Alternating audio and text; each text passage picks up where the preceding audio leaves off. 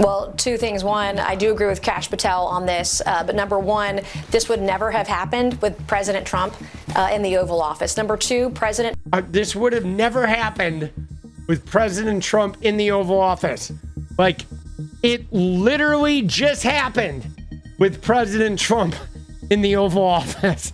Here's his posting that he did, right? Where he says, "A very happy Thanksgiving salutation to all of our great American citizens and patriots who've been so nice in allowing our country to be divided, disrupted, carved up, murdered, beaten, mugged, and laughed at, along with certain other foolish countries throughout the world for being politically correct and just plain stupid when it comes to immigration." Jesus, dude. What a loser, bro.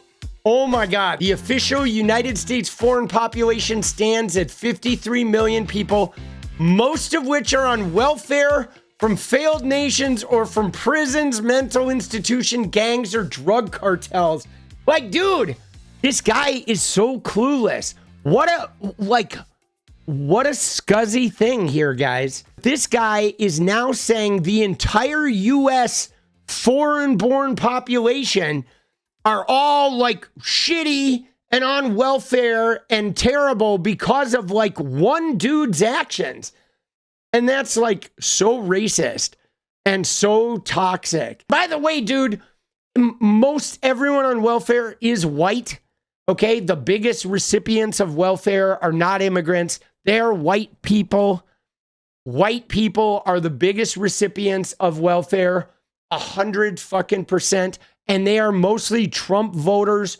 White Trump voters from poor red states are the fucking people getting welfare, right? They are like just inordinately white, rural, red state people are the ones collecting this. The seriously arse-slurred governor of Minnesota, Tim Walz, does nothing either through fear, incompetence, or both, while the worst congressman woman in our country, Ilhan Omar, now he's specifically attacking people. What a dick, bro. Like, what the fuck is this rant, dude? This is his Thanksgiving post. A very happy Thanksgiving salutation. Like, bro, just a fucking meltdown. Just absolute fucking brain fry. I mean, dude, his brain is cooked. Guys, we're not even a year in, boss. Like, he's not going to make it, guys. Look at him, dude. Look at him. Bro. He's so close. Dude, we're like, we're so close to the pine box, guys. You know what I'm saying? Like, I can just hear it. I can hear it. It's like, if you listen real quietly, you can hear it. It's just pine box. Pine box. Dude, I hear it. This is amazing, though, guys. Dude, because Nancy Mace got into this. Like, watch this. This is one of my favorite clips because all of these people are fucking morons. Your thoughts on the director's comments? Well, two things. One, I do agree with 𝗙cie 𝗶𝗏𝗀𝗀 on this, but number one, this would never have happened with President Trump in the Oval Office. Number two, this would have never happened with President Trump in the Oval Office. Like, it literally just happened with President Trump in the Oval Office.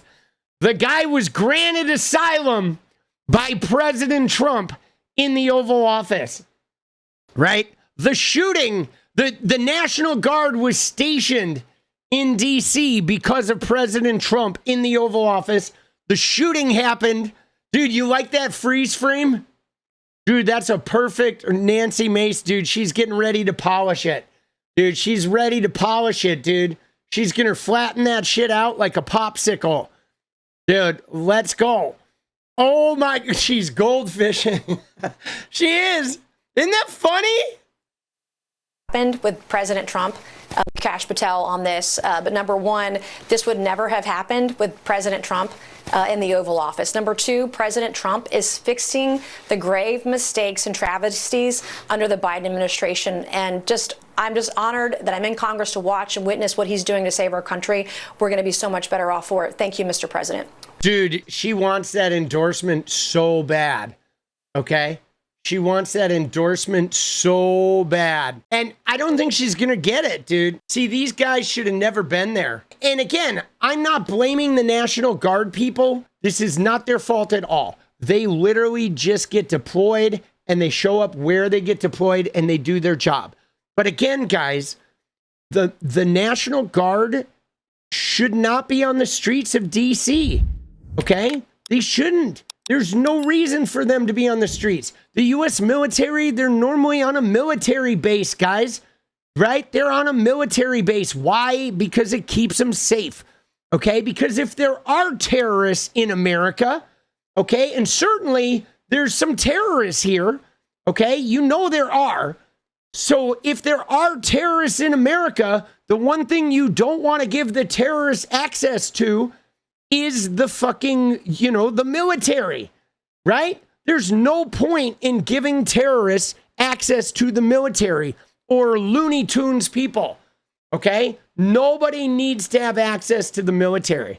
There's a reason why we have military bases. It's so those military people can be safe and out of view and not in harm's way, okay? If there are terrorists in the country, they're absolutely going to target the military. They're going to target the soldiers. So putting soldiers on the street corner for no reason, right? They didn't need to be there. He talks about crime. There have been 62 murders in the last 2 months while the National Guard have been in D.C. They haven't gotten rid of murder. They haven't gotten rid of crime. They were there picking up trash and other shit. And dude, it's so dumb. So him stationing the military out in public like that on the street corners recklessly, just so he can feel like a king, right? Because he's commanding them to take over the city or whatever. And now some of them are dead. It's stupid, man. They should have been on a military base where they belong, where they're safe and no crazy lunatic can target them. You saw the mention in his ginormous tweet ramble about Somalians and his attacks on Tim Walz and Minneapolis and Ilhan Omar.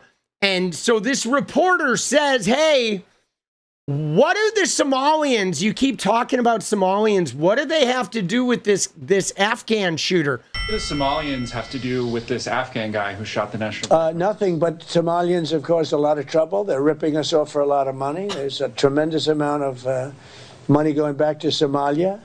What the hell are we paying money to Somalia for? But they're ripping off our country at a level that few people have been able to see before. That's about the only thing. You talk about competence. We have Ilhan Omar, who does nothing but complain about our country and our Constitution. And she comes from a country with practically no country. It's devastated. It's crime-ridden. It's a mess. It's a disgrace. Dude, he just hates Ilhan Omar. So Somalia is and there's black people in Somalia. We all know how Trump feels about fucking Somalia. Dude, I know, fuck this guy, bro. What a douchebag, Bosch. 𝗙cie Patel will fix Somalia. Dude, I mean, next thing you know, he's going to send Kim Guilfoyle, right? He's going to send Kim G, dude. There we go. Instead of Greece, he's going to make her the ambassador to Somalia. Dude, look at that. Oh, Lord, have mercy, bro. Look at that. Oh, Jesus, dude. Right, there we go. That'll fix it. Right? There's a live shot of Kim G before she got shipped off. Dude. Oh, Lord. Oh, my haunted mansion. Dude, I know. Isn't it crazy? The difference between dating Gavin Newsom and dating Don Jr. There's a big difference, bro. She was a looker when she was dating Gavi. She get into Don G's orbit and she aged like 100 years. Bro, it's fucked up.